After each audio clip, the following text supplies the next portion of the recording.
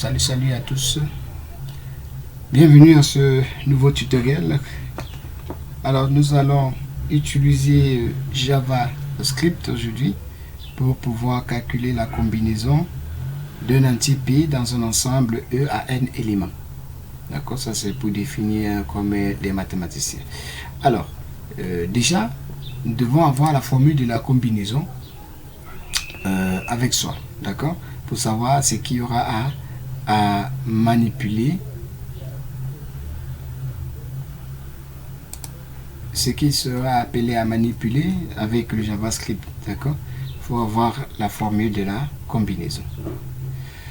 Alors, si j'ai un nombre P et un ensemble E défini avec n éléments, P bien sûr, P est un élément, est une partie de E, d'accord. Donc, la combinaison donc, de P éléments de E, c'est un rapport des factoriels. D'accord? C'est un rapport des factoriels. Ça veut dire qu'on aura besoin d'utiliser le factoriel de P et le factoriel de N d'une part, et aussi à cela le factoriel de la différence de N et de P. D'accord? Alors je veux que la formule s'ouvre.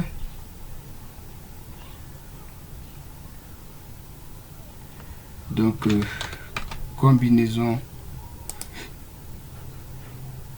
de P éléments dans N est égal au quotient du factoriel de P, n'est-ce pas, que et de P. Attention, j'ai oublié quelque chose ici.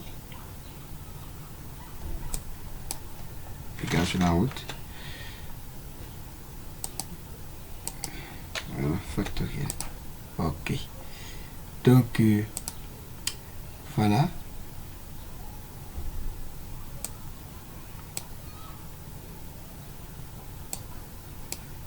Ok. Donc vous voyez, voici l'opération du factoriel, combinaison de P dans N.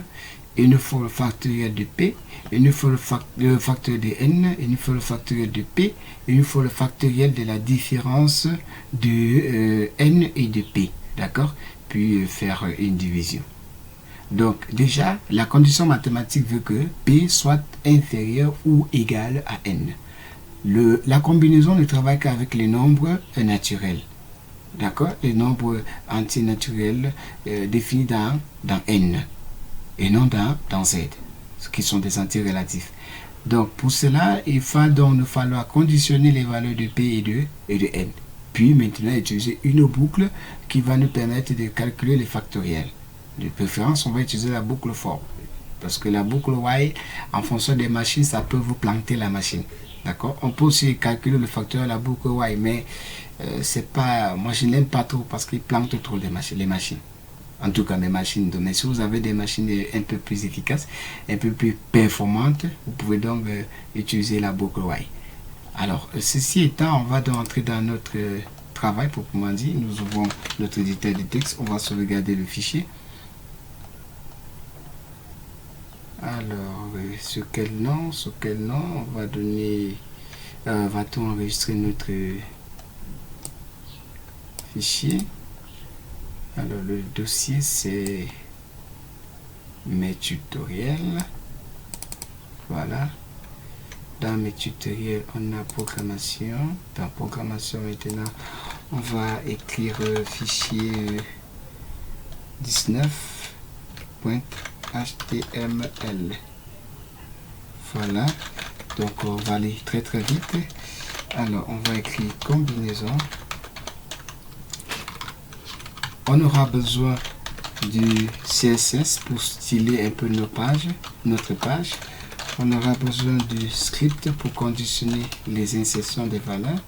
On aura besoin d'un écran d'affichage. On va utiliser la balise article, ID, screen. On aura besoin de 3 spans. Le premier span avec l'ID, span 1. Lui va prendre C pour combinaison. un deuxième span qui va prendre P pour combinaison de pour P, n'est-ce pas? Span 2. Un troisième span qui va prendre N. Puis le formulaire. Puis le formulaire avec name, forme, input type, texte, là, et puis passe, ce sera P, là, le solde P, value, rien, input type, texte, name, N, placeholder N, value, rien, à la ligne, 2 fois la ligne, voilà, import type bouton, name, submit, et puis on clique sera, la fonction ce sera comb, voilà, on va appeler cette fonction comb, et puis value, calculer la combinaison de et dans N. Voilà. Ok, c'est fait. On peut maintenant observer notre résultat. Fichier 19.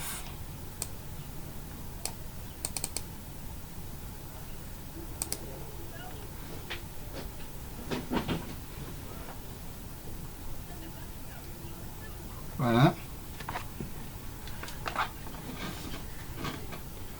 Ok. Donc voilà tout ce qu'on est en train de faire depuis là. Voilà, c'est P, patati patata là. Bien. Alors, maintenant, on va utiliser le CSS pour styler nos pages. Span 1, span 2 et span 3. Position absolue. Voilà, pour mélanger. D'accord? C'est pour mélanger les trois. Oui, donc ils sont mélangés. Alors, on traite le span 1. Margin left 500 pixels. Text transform uppercase pour rendre en majuscule.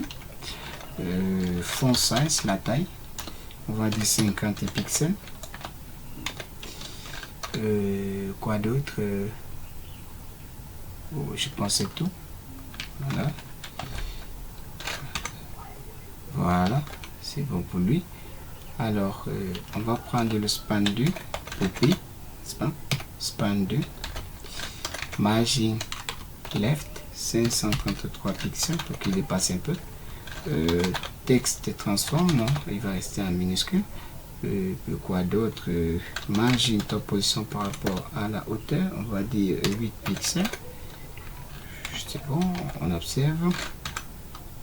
Voilà. Et maintenant, on prend le span 3 pour N. On va dire margin left, le même déplacement que 5 P pixels. Maintenant, la position par rapport à la hauteur, on va dire 20 pixels. On observe. Voilà, donc disons 25. Bon, 28. Voilà, donc on a combinaison de P dans N. Ok, donc maintenant on va définir notre cadre. On définit notre cadre. ID égale à screen.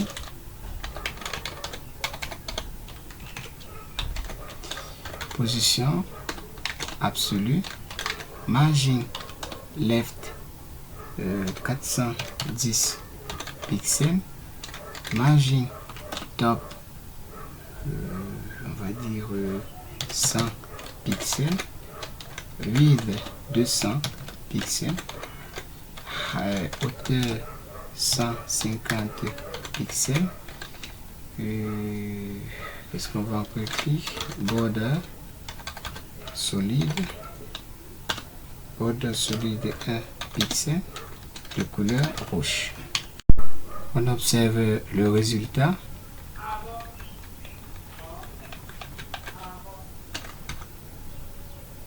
Voilà, c'est le cadre. Alors, maintenant, on va traiter aussi le formulaire. Forme, position absolue, margin left 400 pixels, margin top 200 pixels. Voilà, donc pour observer. Ok, donc 230 pixels jusque là. Ok, bon, maintenant c'est fait pour le formulaire. On traite aussi ces inputs. Input type texte, width 50 pixels, margin left disons 50 pixels aussi, texte en ligne, center. Voilà. Ok, donc c'est trop déplacé. On va donc envoyer à 30 pixels. Ok. Bon, maintenant on va aussi traiter formulaire avec de l'input type, bouton, hauteur, on va dire 50 pixels. Et puis le curseur doit être en mode pointeur. Voilà, c'est bon, on peut observer et c'est bon. Voilà, donc combinaison de P dans L, l'intérieur doit saisir P, doit saisir L. Donc très vite, on va maintenant travailler le JavaScript. On commence par déclarer notre fonction function. La fonction on l'a appelée comb. Voilà, pas de paramètres. La fonction étant déclarée, on définit la variable P qui sera document.form. Alors la valeur de forme ici c'est form. Voilà, donc, form point P point value. Ok, donc va screen égale document point get. Comme lui n'est que défini par l'id, on va donc occuper son id. Get element by id. La valeur de l'id c'est screen. C'est bon. Donc, et puis on va afficher d'abord le premier paramètre que l'on a défini. On avait expliqué déjà à quoi nous servait le inner.html. On peut le rappeler ici. Il nous permet de changer la valeur de la balise screen article, d'accord. Donc il va permettre de changer la valeur, d'afficher le contenu de cette valeur là. Donc screen point inner html égale screen point inner html qui doit afficher p, d'accord. Voilà. Donc on insère la valeur de P, il affiche. Pourquoi il n'affiche pas la valeur de P get element by ceci screen.inner html P. Voilà. Alors à quel niveau il y a erreur? Il devrait afficher ce dernier.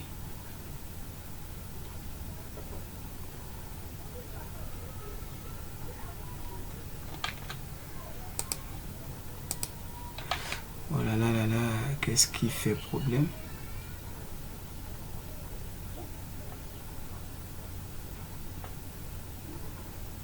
Qu'est-ce qui fait problème là?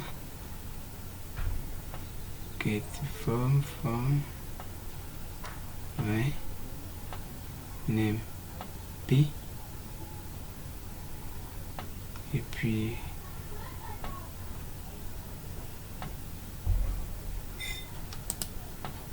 donc je vais devoir. Pourquoi est-ce qu'il n'affiche pas? Voilà. Qu'est-ce qu'il y a comme souci ici?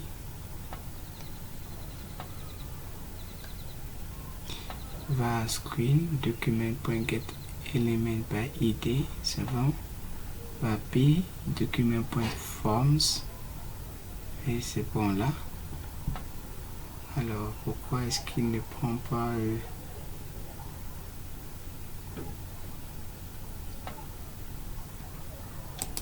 pourquoi il n'affiche pas?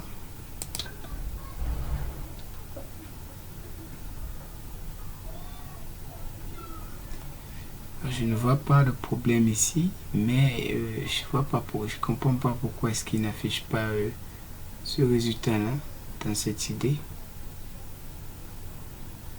Pas de souci.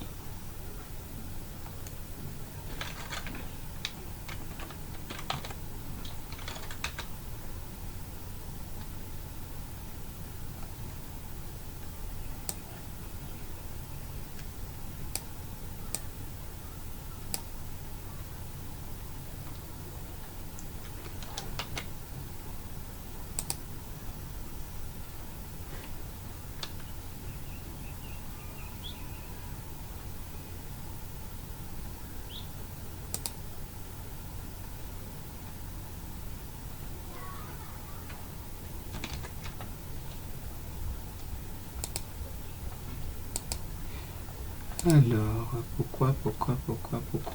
pourquoi est-ce qu'il n'affiche pas le résultat là? Ah, oh, cocolo, mate. Là, c'est quelque chose, hein? HTML. Ok, c'est écrit en majuscule complètement. Voilà. In HTML. Bon, c'est parce qu'il est mieux, il aurait dû me dire que tu es écrit en majuscule, non? Il faut que je fouille moi-même. Alors, nous sommes là, on actualise. Alors, on a inséré 3. Ok, il est 3. Donc, on peut déclarer. Alors, observez bien ce qui se passe ici. On demande un nombre. Nous l'avons déjà expliqué. On va revenir toujours à cela. Si je saisis A, ça va prendre A. Mais je veux calculer. J'ai bien dit au départ que c'était des entiers, des nombres qu'on voulait, pas des lettres. Donc, il faut donc aller utiliser une fonction spéciale JavaScript qui nous permet de contrôler cela. Donc, on vient dans la déclaration de la variable, on utilise la fonction passInt, d'accord, pour que la valeur soit, n'est-ce pas, traduite en entier, en nombre du moins. Et on va travailler en base 10. Donc, virgule 10, 10 c'est la base 10. Donc, vous pouvez mettre 2 pour base binaire, 8 pour base octale, et 16 pour base hexadécimale si vous voulez utiliser les lettres, les A et tout. Donc par défaut, quand vous ne précisez pas la base, l'ordinateur travaille en base 10. D'accord? Donc maintenant, ceci est vérifié. Je peux maintenant aller observer mon travail. Si j'insère A, on me dirait note et nombre. Donc le A que vous avez saisi là n'est pas un nombre. Ne croyez pas que le A c'est celui-ci. Hein. Donc si je change même Z, ce sera note et nombre. Donc il faut un nombre. D'accord? Donc c'est fait. On peut maintenant aller, on va copier cette ligne là, coller, ça c'est pour n,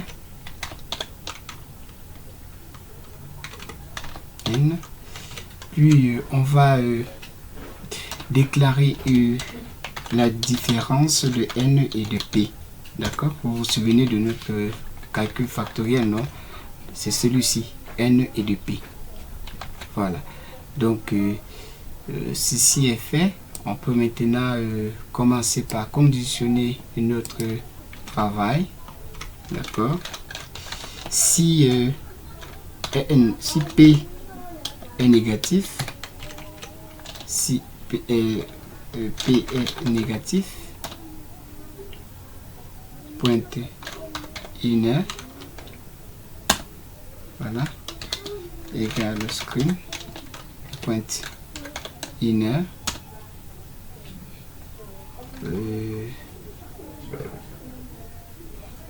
plus impossible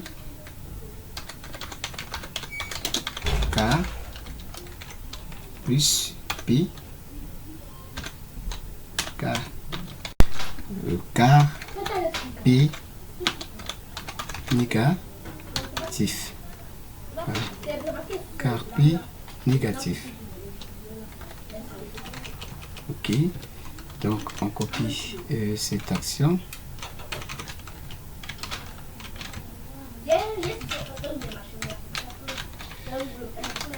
Else if n inférieur à 0, impossible car n négatif. Donc on observe. Si je saisis moins 3, impossible car moins 3 est négatif, je renvoie ici à 2 positif et ici à moins 5, impossible car moins 5 négatif. Alors maintenant un else, si P est supérieur à n, on écrit impossible car P supérieur à n. Voilà. Donc je saisis ici 2 et là 1. Impossible car, voilà, je mets ici 100 et ici 49. Impossible car 100 supérieur à 49. C'est bon. Donc maintenant else, je pense que tous les critères de condition sont vérifiés. Alors on utilise la boucle for va pour i tenant la valeur p moins 1, i supérieur ou égal à 1, et puis i décrémenté. Alors si c'est le cas, on prend p qui s'égale à p fois i point virgule for va j égale à n moins 1, j supérieur ou égal à 1. Ça c'est pour les factoriels déjà. Et j décrémenté. Le calcul sera n égale à n fois j. D'accord. For va le k égale à d, ça c'est pour la différence, d moins 1, d'accord, k supérieur ou égal à 1, et puis k décrémenté. Le calcul sera d égale à d fois k, d'accord. L'opération maintenant de division sera c égale à n factoriel divisé par p que multiplie d. Tout ceci c'est déjà le calcul en factoriel, pointe virgule. Et maintenant on affiche le résultat.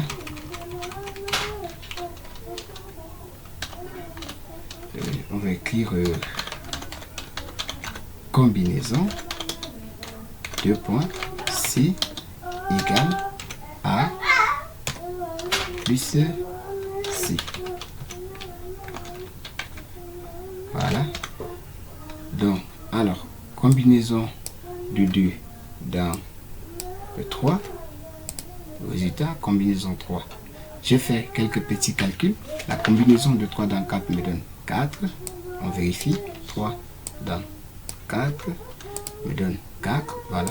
La combinaison de 5 dans 7 m'a donné 21. Voilà. Et par quoi ici, combinaison de 6 dans 9. Le résultat c'est 84. Voilà. Combinaison de 4 dans 32. Dans le cas de GD4, de 34. Alors on a ce résultat. Alors comment échapper les 0, 0, ici? On part juste dans notre travail. On ajoute à cela la fonction math.round pour arrondir. Ça arrondit à l'entier supérieur. Voilà, donc directement on a le résultat définitif. Donc tous les 0, machin sont partis. Combinaison de de 42 de 4 dans 32. Voici le résultat. Donc vous pouvez maintenant mesurer, agrandir vos travaux, n'est-ce pas? On a le résultat. Donc si on dit de 2 dans 5, on a 10. Combinaison de 15 dans 3, impossible, n'est-ce pas? Impossible car 15 est supérieur à 3. Ok, donc voilà comment est-ce que grâce ou bien à l'aide des fonctions, des structures de contrôle et des boucles, on parvient à calculer la combinaison de P dans N. Qui peut faire la combinaison pourra aussi faire l'arrangement. D'accord, là ça veut dire qu'on élimine juste le D, le P ici. D'accord, c'est tout ceci, mais on enlève que le P. D'accord, et on s'arrête D. Et vous avez la combinaison. Merci et bon, max de commentaires et au prochain tutoriel. Des likes aussi si la vidéo vous a plu. Merci.